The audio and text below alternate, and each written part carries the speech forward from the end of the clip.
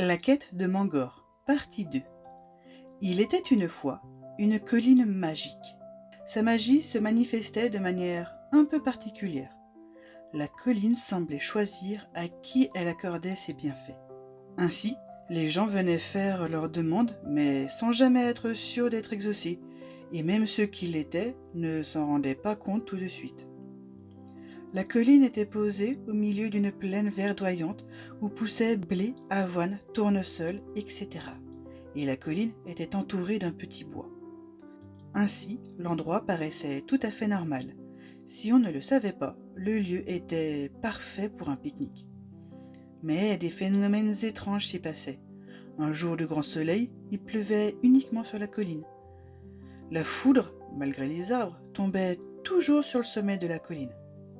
De nombreux petits villages étaient présents dans la vallée, et dans chaque famille, il y avait toujours au moins une personne qui avait tenté sa chance. Certains sages disaient qu'il y avait des esprits là-bas, et c'est eux qui exauçaient, ou non, les souhaits. Il était rare que cela arrive, mais de temps en temps, des voyageurs, des marcheurs de l'ombre, traversaient la plaine. Ces gens étaient toujours vêtus de très longues capes à capuche en laine grise, et jamais on ne les entendait. C'est pourquoi ils n'étaient pas les bienvenus ici. On pensait qu'ils portaient malheur. Un jour, cela faisait presque 2 générations que ça n'était pas arrivé. Un marcheur de l'ombre était en train d'arriver dans la plaine et allait la traverser. La marche de l'individu était une information qui se répandait à la vitesse d'un cheval au galop.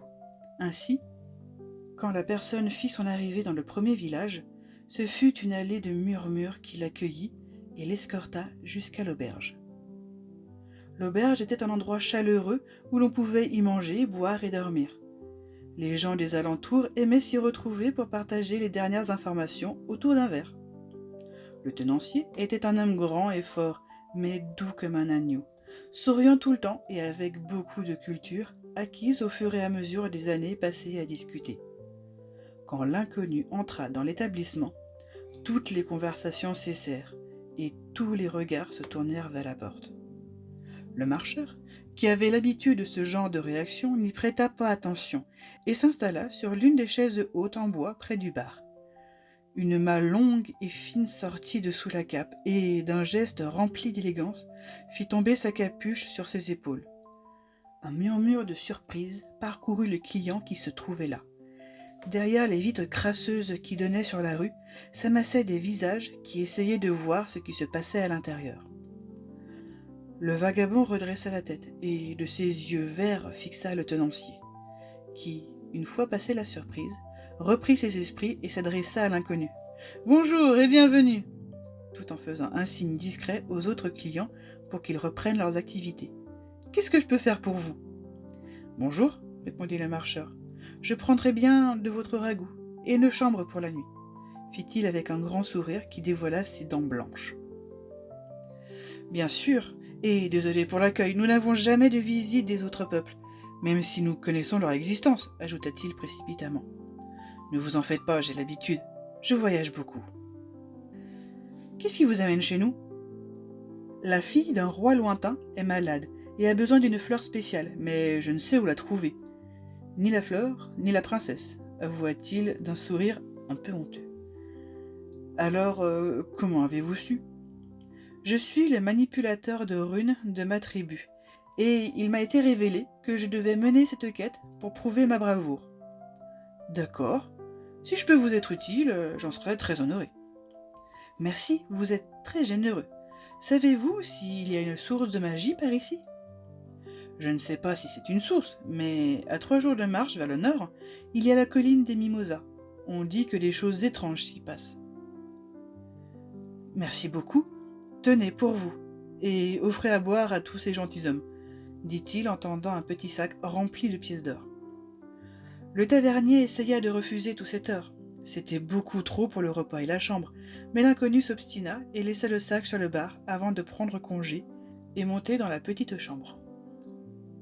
C'était une petite pièce meublée sobrement, un petit lit, une table avec une lampe et une vasque remplie d'eau pour la toilette.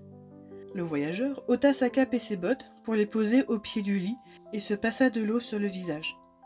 La journée avait été longue, il avait beaucoup marché. Malgré la fatigue, il sortit de sa besace un parchemin et ses runes. « Des unian fictatiou » déclara le marcheur en jetant les runes sur la table, ce qui signifiait « Révèle-moi l'avenir » en elfique, car c'était ce qu'était l'inconnu qui se tenait là. C'était un elfe du royaume d'Elfiran, beaucoup plus à l'ouest. Le jeune homme passa du temps à déchiffrer les runes, mais au bout d'un moment, il s'exclama. « La pleine lune est dans 2 jours, je vais devoir faire vite. » Il rangea ses affaires et se mit au lit.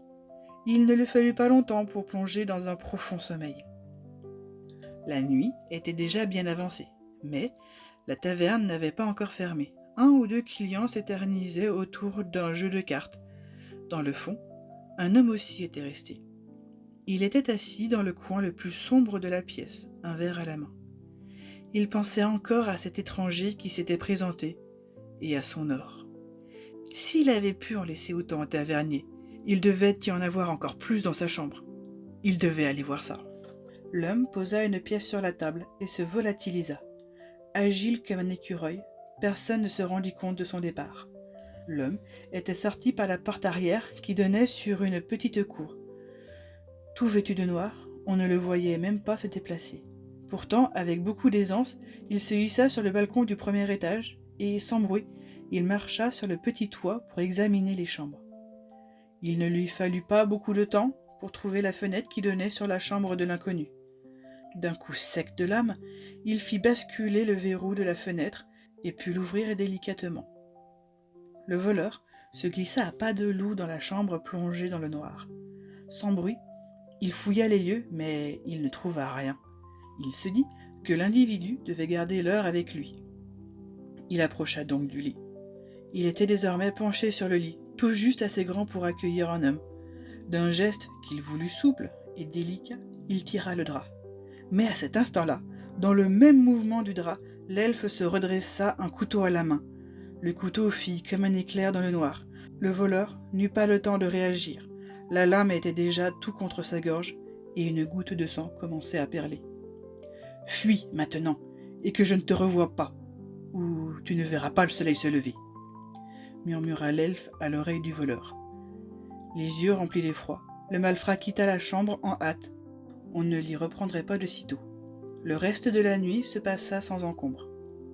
Le jour n'était pas encore levé que le voyageur rassembla ses affaires et reprit sa route en direction du nord.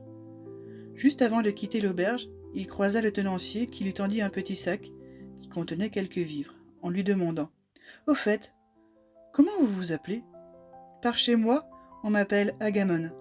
Ça veut dire celui qui marche, » répondit l'elfe avec un grand sourire. Il le savait, il en avait pour 3 jours de marche, mais la pleine lune était dans 2, et la magie était toujours plus forte à ce moment-là. Il n'avait pas de temps à perdre. Il eut de la chance. Dans la matinée, il croisa un marchand qui faisait la même route que lui, et qui accepta de le prendre dans son chariot, ce qui lui économisa une bonne journée de marche.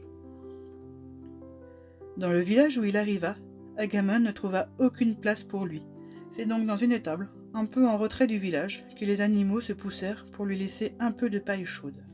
Le lendemain matin, il partit avant le chant du coq. Quand le soleil se leva, il aperçut enfin la colline Mimosa au loin. Agamon devait y être avant le soir, il pressa donc le pas. Au fur et à mesure qu'il se rapprochait de la colline, un vent léger se leva et le poussait vers sa destination. Les animaux aussi le rejoignirent, comme s'ils sentaient qu'il allait se passer quelque chose. Au-dessus de leur tête, les nuages s'amoncelaient, les éléments allaient se déchaîner. C'est en fin de journée qu'il arriva à l'orée du bois. Le vent était tombé et les oiseaux s'étaient tus. Le silence était total quand Agamon pénétra la lisière de la forêt. Au moment même où son pied franchit la limite invisible entre la plaine et le bois, la lune sortait à l'horizon. Les lapins et les écureuils suivaient l'elfe sans faire de bruit. La traversée de la couronne d'arbres fut rapide, mais quand il sortit au centre, là où les arbres laissaient place à la colline, il faisait sombre. Seule la lune perçait les nuages. Soudain, les nuages masquèrent la lune. Un coup de vent balaya la colline et un éclair zébra le soleil pour atterrir au sommet de la colline. Le voyageur, surpris, recula d'un pas et se couvrit les yeux avec son bras. Quand il rouvrit les yeux, le spectacle devant lui le laissa bouche bée. Des feux follets étaient apparus et flottaient au-dessus de la colline. L'elfe reprit ses esprits et avança doucement. L'une des boules de lumière sembla comme le remarquer et commença à flotter dans sa direction.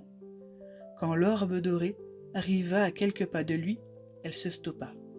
C'est à ce moment-là qu'Agamon entendit une voix, non pas avec ses oreilles. Le feu follet s'adressait directement à son cœur, qui sembla chauffer légèrement. « Bonjour Agamon, enfant des chemins, tes pas t'ont mené bien loin de chez toi. Ta quête est noble, mais il y aura des pièges. Prends garde à toi. Les apparences sont parfois trompeuses. Ton cœur sait ce qui est juste. Ta tête, elle, peut se tromper. Prends cette feuille à tes pieds. C'est la carte qui te guidera à destination. Sois prudent et hâte-toi. » L'elfe n'eut pas le temps de dire un mot. Les feux follets avaient déjà disparu. Plus une trace d'eux. À ses pieds, il y avait bel et bien une feuille, avec une carte dessinée dessus. Les traits délicatement tracés semblaient briller, et un chemin brillait encore plus. Il savait qu'il devait partir dans cette direction. Avant de partir, il posa, là où s'était tenu le feu follet qui lui avait parlé, une petite statuette en bois qu'il avait lui-même sculptée des années auparavant. Elle représentait une petite boule flottante au-dessus du sol. Le chemin d'Agamon était tracé et de nombreuses aventures l'attendaient. Mais ça, c'est dans le prochain épisode.